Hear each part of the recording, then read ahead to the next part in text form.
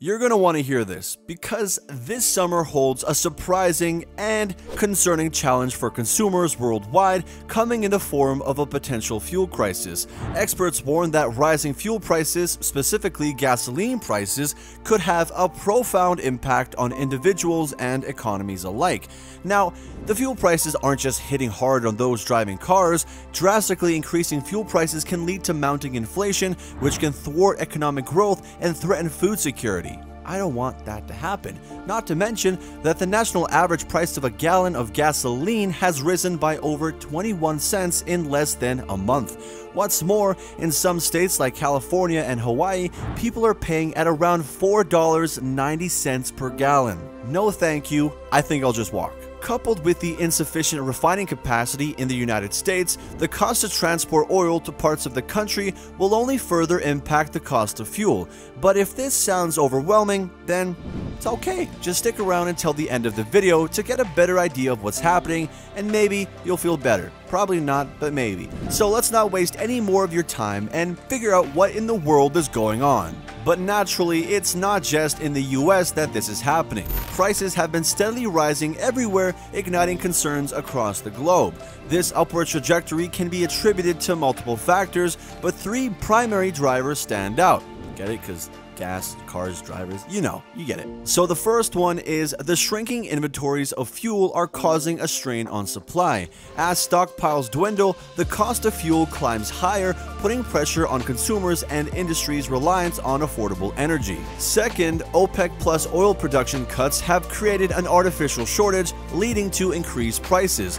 The decision to slash oil production by major exporting countries, including Saudi Arabia, has further tightened the global supply chain. And third are short sellers. Those betting on falling prices are simply worsening the situation. They're just straight up haters. Their actions add a layer of uncertainty to the market, increasing the volatility and the potential for even higher prices. The consequences of skyrocketing fuel prices extend far beyond the individual cost at the pump. They have the potential to ripple through economies, impacting various sectors and everyday lives. For instance, the Energy Information Administration predicts a significant rise in oil prices, which will inevitably lead to a surge in gasoline prices. This in turn will increase the cost of transportation, affecting industries reliant on shipping goods and services. From the trucking industry to the tourism sector, higher fuel prices can squeeze profit margins, strain budgets, and potentially result in job losses. The burden falls squarely on the shoulders of consumers who face the challenge of managing higher expenses in an already challenging economic environment. Moreover, the impact of inflated fuel prices on basic necessities further compounds the problem. As transportation costs rise, the price of goods and services also experience upward pressure. The more I read this, the better walking and taking the bus sounds. Anyways, this phenomenon triggers a domino effect, wherein the increased cost of production is passed on to consumers. Consequently, households are forced to confront the harsh reality of limited purchasing power and compromised financial well-being. The strain on budgets becomes even more concerning as inflation looms, threatening to erode the value of wages and savings. Way to kick a guy when he's down, eh? So the impact of inflated fuel prices on essential commodities such as food and healthcare places vulnerable populations at an even greater disadvantage. Additionally, insufficient refining capacity in the United States has also become a significant factor in the ongoing problems of fuel supply shortages and price volatility. I don't like the word volatility. It's just so negative. I hate it. Nevertheless, the concentration of most gasoline supplies in the Gulf Coast region poses challenges when transporting fuel to the East Coast, mainly due to limited pipeline capacity and dependence on waterborne shipping. These factors hinder the efficient distribution of fuel, leading to imbalances between supply and demand across different regions. Another concerning aspect is the lack of investment in expanding refining capacity, even during periods of decreased fuel demand. This failure to proactively address the issue worsens the challenge of meeting the increasing fuel demands when necessary. Consequently, the existing refining infrastructure struggles to keep up with consumption, resulting in potential shortages and unpredictable price fluctuations. Additionally, extreme weather events pose an imminent threat to fuel availability. The recent past has witnessed panic buying and long queues at gas stations when disruptions occur.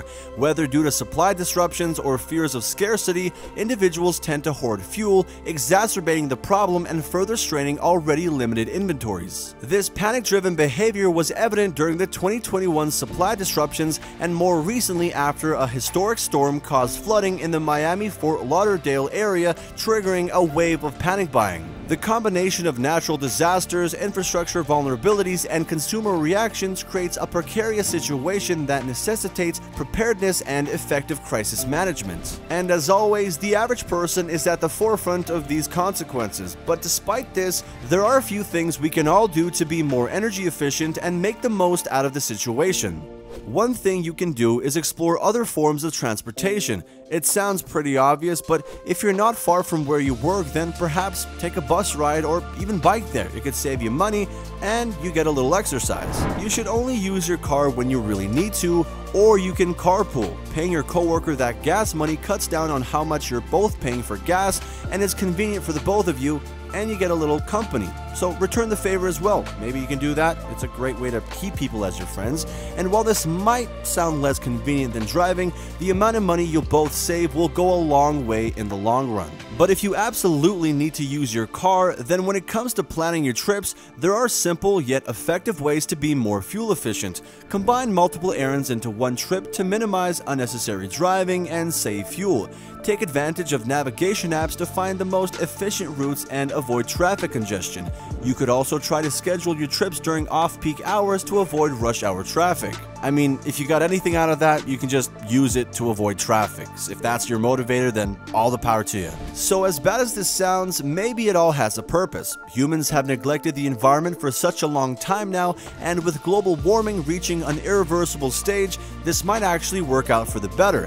We'll drive less, or at the very least, encourage the production and infrastructure for electric vehicles. But don't get me wrong though, it will cause widespread economic problems that will worsen our situation if this does happen, but it doesn't hurt to look on the bright side. And if you want to keep up with our cheerful outlook on things, then perhaps like the video to let us know what kind of content you guys want to support and maybe consider subscribing.